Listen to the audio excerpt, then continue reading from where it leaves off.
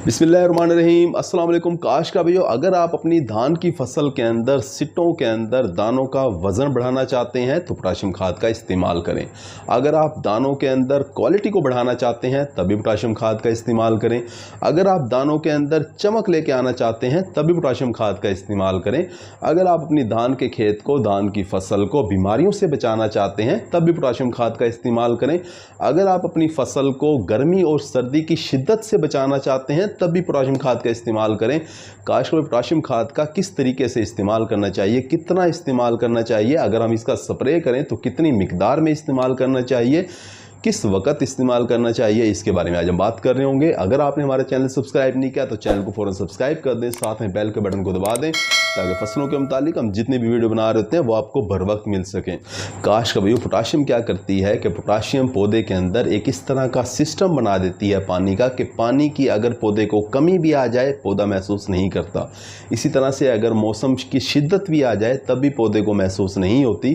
पौधा अपना काम जारी रखता है, यानी कि पौधा दाने बनाता जाता है, पौधा दानों के अंदर वज़न डालता जाता है, पौधा सिट्टे के अंदर भराई करता जाता है, जिससे हमें ज़्यादा दाने हासिल होते हैं, ज़्यादा भारी दाने हासिल होते हैं, हमारी पैदावार बढ़ जाती है।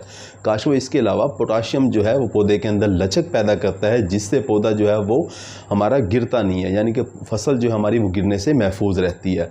आमतौर पर पोटाशियम खाद का इस्तेमाल शुरू में ही कर दिया जाता है। जिस वक्त आप कद्दू कर चुके होते हैं अपनी ज़मीन को, ज़मीन आपकी तैयार हो चुकी होती है, उस वक्त आप पोटाश वाली खाद को डीएपी के साथ मिक्स करके आप अपने खेत के अंदर छटा कर देते हैं और उसके बाद पनीरी मुंतकिल कर देते हैं।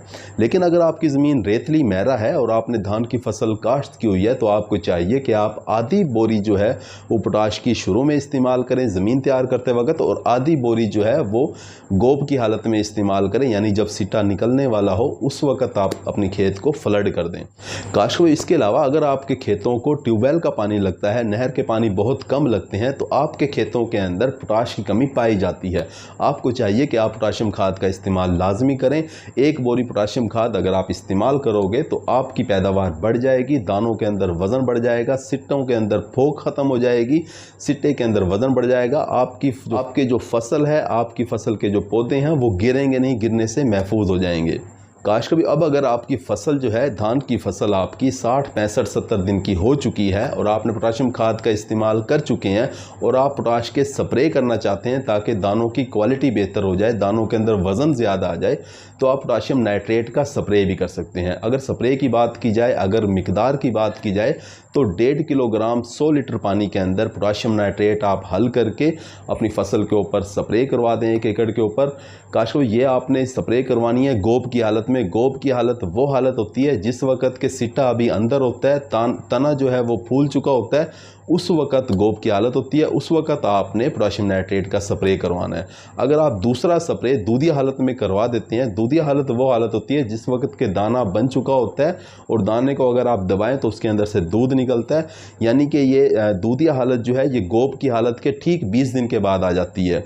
अगर आपकी फसल की गोब की हालत 65-70 दिन के अंदर आई है तो दूधिया हालत जो है वो तकरीबन 90 दिन के अंदर आ रही होगी। काश उस वक्त आप पोटाशियम नाइट्रेट का दूसरा स्प्रे कर दें 1.5 किलोग्राम फी एकड़ के हिसाब से, आप अपनी फसल के अंदर पैदावार को बढ़ा लेंगे।